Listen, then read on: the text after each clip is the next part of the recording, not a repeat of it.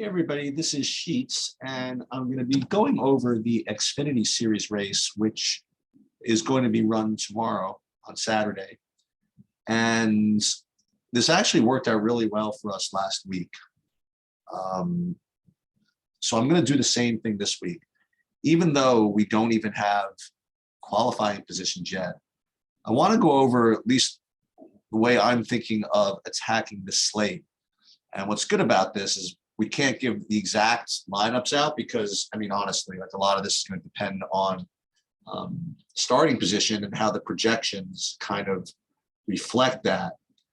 But this is an approach that I think about using a decent amount in NASCAR, and I think I am going to probably put it to use this week.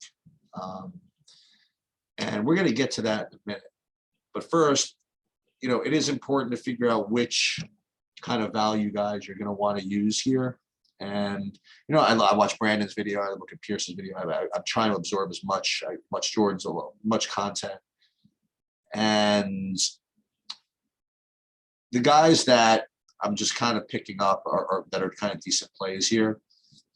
You're getting Massey, who's okay. Parsons, who is very volatile, but he's okay. Jade Buford or Buford, Kyle Weatherman might not be that bad. Then there's Bailey Curry, who shows up as a decent play. Alex LeBay shows up as a decent play. Then there is Kesgrala. I like that. And then I've heard a good case made for the cheaper one, which whoever the younger one is, Kyle Sieg. But I think, but the key is, so all those guys, I'm just going to basically shuffle. You know, I'll shuffle I'll shuffle them throughout my lineups, and I'll probably X out all the others that are below, the whatever the 8K range or whatever it is, below the value range. But what I think I'm going to be doing is kind of put my money where my mouth is with the guys at the top. And I ask people this a lot, and not that I don't get a straight answer, but I hear a lot of non-committals. And one thing that I have noticed about car racing is that auto racing is you are dependent on help, and you are dependent in some respects on your team. And if you can come up with an excuse to play multiple drivers from the same team, it just has to be good. You know, I know people say, "Oh, Sheet, you must be some noob." I mean, you know, the people have been trying that for a long time, whatever. Look, the fact is that there haven't been that many NASCAR DFS slates, right? They only run them once a week, or maybe, you know, twice a week, whatever, depending on it, and only 40 times a year.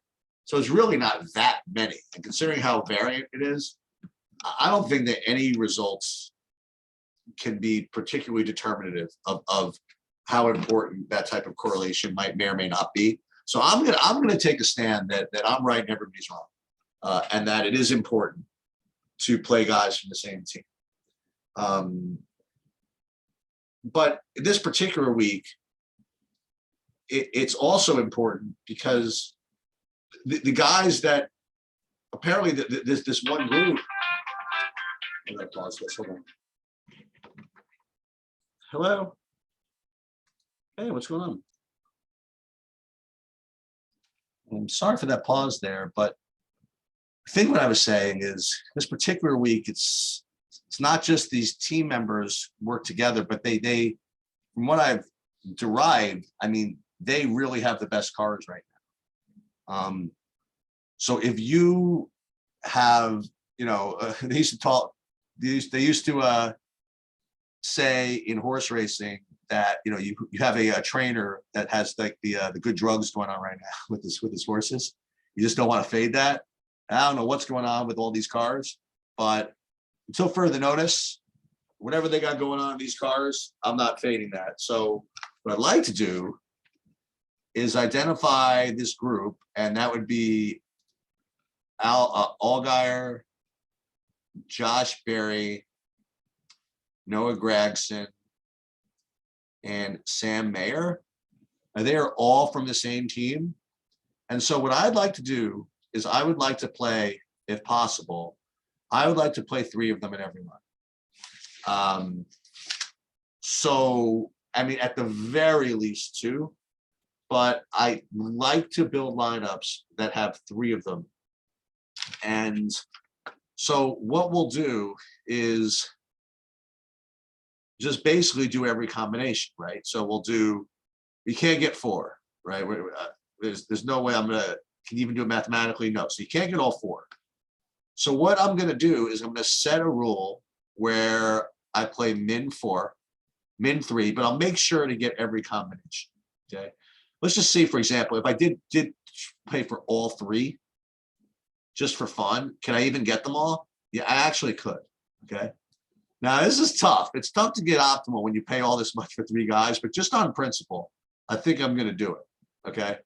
So I'm gonna do probably every combination. I'm gonna do some with Algier, Barry, and Gregson, and I'm gonna do some with Algier, sorry, Barry and Mayer, or whatever, and so on, and do all combinations of those 4. And you know, if you full fade Algier from these lineups, I mean, he's gonna be really popular. That already gets you somewhat different, even if you play these other 3. So, and then take all those value guys I mentioned and just shuffle them and basically full fade everybody else. These are good drivers you're fading. I mean, you'll fade, you know, John Hunter Nemechek and Gibbs and Almendinger and Henrik, whatever it is. But okay, you can't play everybody.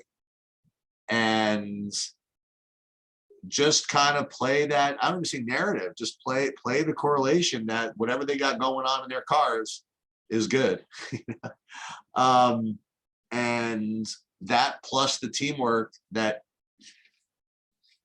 NASCAR racers should utilize to get their guys to wins and seconds and thirds. I think it's worth a shot. And I know some people are watching this like, dude, I mean, this is stuff they probably talked about 5 years ago, you know, whatever it is. But I don't know. Every time I bring it up, they're like, well, I'm not stacking that. I'm not doing that. And I don't understand why. So I'm going to commit to that, at least for this week. And I might start committing to that a little more. Worst case, I'm making good plays anyway. And you'll notice that I didn't even talk about starting positions or anything like that. And yeah, sure, if you're getting, I'm not even sure if it'll matter for the guys at the top. Because it's weird. Like if you get Josh Berry starting like second or something like that, it's probably because his car looked really good and qualified. So maybe it's not that bad. The only thing that's going to really matter are those place differential guys, those value guys. I'm probably gonna, you know, other guys will probably show up as better values depending on where they start. Like if for whatever reason one of those guys starts in like 8th, 16th or something, I'm just not gonna play there. But that's gonna be my approach to this this Xfinity race this week. I'm not doing that for the Cup Series race, but I'm doing it for Xfinity, and we will just see how it turns out.